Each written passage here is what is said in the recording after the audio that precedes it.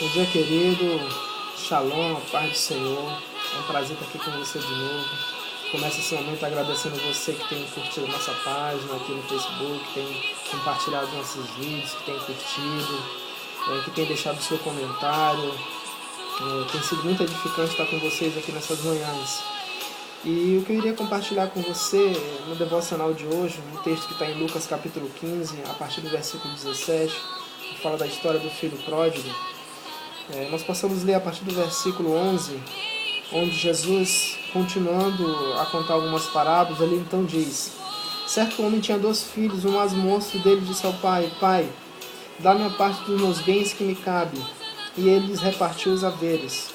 Passando muitos dias, o filho mais moço, ajuntando tudo o que era seu, partiu para uma terra distante e dissipou todos os seus bens vivendo dissolutamente. Depois de ter consumido tudo, sobreveio àquele país uma grande fome, e ele começou a passar necessidade. Então ele foi e se agregou a um dos cidadãos daquela cidade. E este o mandou para os campos guardar os seus porcos. Verso 16. Ali desejava ele fartar-se das alfarrobas que os porcos comiam, mas ninguém lhe dava nada.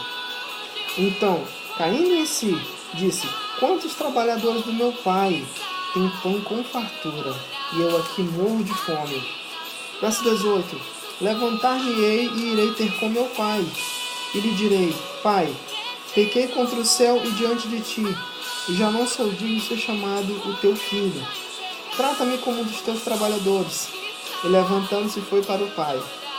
Vinha ele ao longe quando seu pai o avistou, e compadecido dele, correndo, o abraçou e o beijou. E o filho lhe disse: Pai, pequei contra o céu e diante de ti, e já não sou digno de ser chamado o teu filho. O pai, porém, disse aos seus servos: Trazei depressa a melhor roupa, e vistam. Ponha nele um anel, e dê a ele sandálias. Verso 23. Trazei também um novilho cevado. Comamos e nos alegramos, porque o meu filho estava morto e reviveu. Estava perdido e foi achado. E se alegraram todos.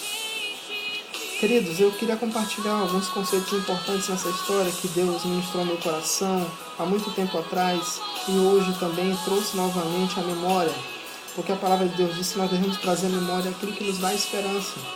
E o que nos dá esperança é que a casa do Pai, ela é um local onde tem consolo, é um local onde nós achamos guarida, é um local onde nós podemos reclinar nossa cabeça, onde nós podemos encontrar conforto, onde nós podemos encontrar cuidado.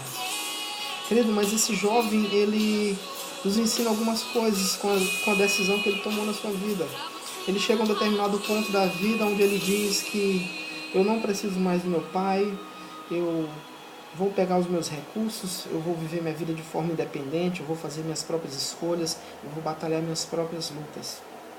E aí o primeiro ponto que eu queria chamar a tua atenção, que Deus chamou a minha atenção, é que o orgulho e a independência, elas têm o poder de tapar a nossa autoconsciência das coisas. O orgulho e a independência não nos deixam perceber o que está ao nosso redor, de forma que nós começamos a tomar algumas decisões de forma inconsequente e as consequências delas são inevitáveis. Uma coisa você pode escolher plantar, mas você não escolhe colher, porque aquilo que você planta, certamente você colhe. E esse jovem, quando ele decide tomar a rédea da sua vida, quando ele decide decidir os seus próprios caminhos, ele então diz o seguinte: Pai, eu não preciso mais dos seus conselhos. E querido, quantas vezes nós agimos assim no nosso dia a dia, diante da presença de Deus? Nós tomamos nossas próprias escolhas, nós não oramos, nós não apresentamos a Deus, nós não perguntamos o que Ele acha daquilo que nós queremos fazer, nós apenas vamos e fazemos, nós apenas tomamos a decisão. E quando fazemos isso, nós agimos igual a esse filho pródigo. A nossa ação se equipara à ação do filho pródigo, de alguém que chega a Deus e diz: Deus, hoje eu vou decidir a minha vida. Hoje eu vou agir de acordo com o meu conhecimento, de acordo com aquilo que eu tenho aprendido. Então hoje tu não precisas interferir em nada do que eu vou fazer. E aí chegou ao final do dia, nada dá certo, aquilo que você intentou fazer você não conseguiu. E aí no final do dia você então cai em si e se lembra de Deus. e se lembra do Pai.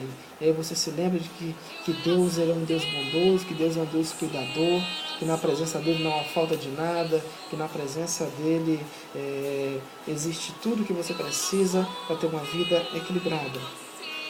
E aí nesse ponto é que eu quero compartilhar com você 3 pontos que são necessários quando você chega a esse momento e percebe que você está andando sem Deus, que você tentou conquistar sozinho e não conseguiu. Mas eu tenho uma boa notícia para te dar. Ainda há tempo de voltar, ainda há tempo de recomeçar.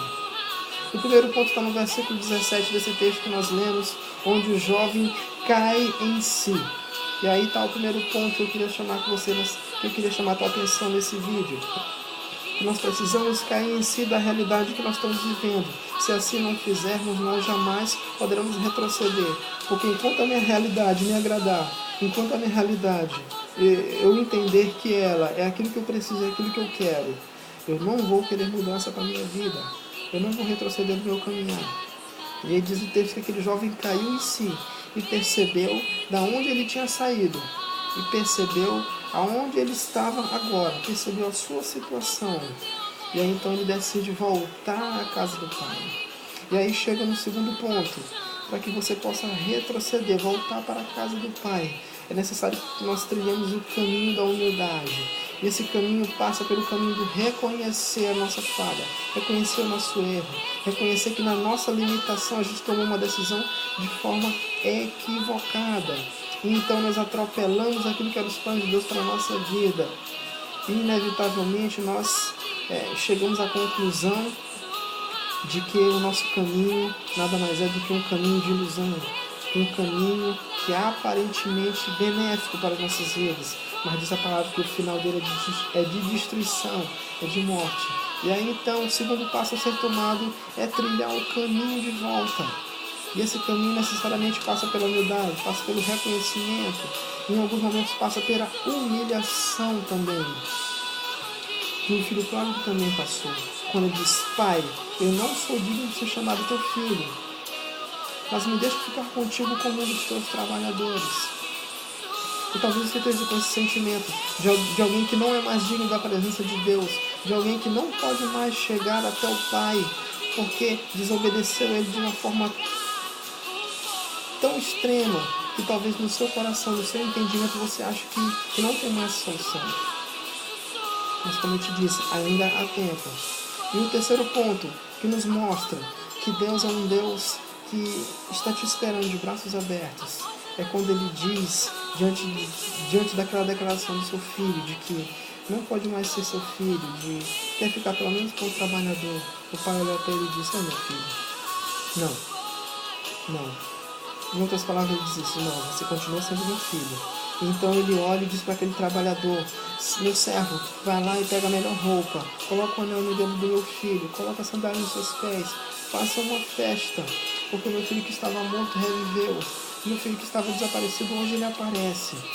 E esse versículo, quando ele diz isso, me traz um grande entendimento, que a obediência, que o orgulho, eles nos matam diante de Deus, eles apagam a nossa história diante de Deus.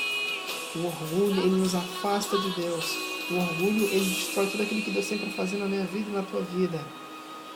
E aí então, quando nós trilhamos essas 3 etapas, quando nós caímos em si, quando nós retrocedemos da nossa caminhada, quando nós voltamos o caminho, através da humildade, através do reconhecimento, quando nós pedimos perdão, e aí nós percebemos nesse texto que perdão significa vida, porque quando aquele filho pede perdão a Deus e retrocede dos seus maus caminhos, retrocede do seu posicionamento, o pai faz então a seguinte declaração: o meu filho que estava morto reviveu. O meu filho que estava desaparecido hoje ele está conosco. E por isso nós vamos nos alegrar, e por isso nós vamos nos regozijar, e por isso nesse momento haverá festa. E isso que eu queria compartilhar com você nessa manhã, que quando você retrocede no caminho errado, e quando você volta do caminho de Emaús, do caminho do local que não é o lugar da presença de Deus, que não é o local que Deus determinou que você aguardasse, que você esperasse, a festa no céu. E nessa manhã foi isso que Deus compartilhou no meu coração, e eu queria compartilhar com você. Vamos tomar cuidado com orgulho e com a desobediência. Vamos tomar cuidado com orgulho, porque ele tapa o nosso entendimento. O orgulho ele não nos deixa perceber a situação em que estamos vivendo. Ele não nos deixa perceber a dimensão das atitudes e das decisões que estamos tomando. Que nós possamos sim buscar sempre ao Pai. Que nós não tenhamos a atitude do filho pródigo, de alguém que chega e diz ao Pai: não, Pai, eu não preciso de teus conselhos, eu não preciso da tua orientação, pois eu sou autossuficiente. Não ajamos assim, mas que nós ajamos com humildade, como aquele que chega até o Pai e diz: Pai, eu preciso do teu auxílio, eu preciso do teu consolo, eu preciso do teu direcionamento. Que nós possamos nessa manhã orar a Deus. Eu oro ao Pai nessa manhã, que eu e você possamos ter esse coração inclinado, possamos ter essa conexão direta com o Pai, de forma que Ele tenha total liberdade de interferir na nossa agenda, de interferir na nossa vida, de interferir nas nossas decisões, de forma que a vontade dEle possa prevalecer, de forma que não seja necessário que nós passemos pelo caminho da perdição e da destruição para voltarmos a Deus. Mas ainda assim, que você tenha escolhido andar por esse caminho, assim como eu em outro momento também escolhi, nós possamos nesse momento cair em si, nós possamos retroceder e voltar pelo caminho da humildade, o caminho do reconhecimento, o caminho do perdão, porque Deus está de portas abertas, o Pai está à porta te esperando, e Ele vai te chamar, e vai te abraçar, e vai te beijar, e vai te dizer: meu filho, vem comigo, meu filho, fica do meu lado, meu filho, o que eu tenho é teu. Tu não precisa andar sozinho, porque eu estou contigo 24 horas. Eu quero te acompanhar nas tuas lutas, eu quero lutar contigo, eu quero estar contigo em momento de alegria, mas também no momento de tristeza, porque eu sou o teu Deus, eu sou aquele que cuida de você, eu sou aquele a qual você pode pedir todas as coisas, porque eu estou aqui para te dar o que for melhor para você. Atente para os meus caminhos, atente para os meus pensamentos para você, que são pensamentos de paz e não de mal. Que nessa manhã nós não tenhamos a atitude de filho pródigo, que nessa manhã nós possamos voltar, nós possamos retroceder do nosso caminho errado, da nossa decisão equivocada. Querido, ainda há tempo.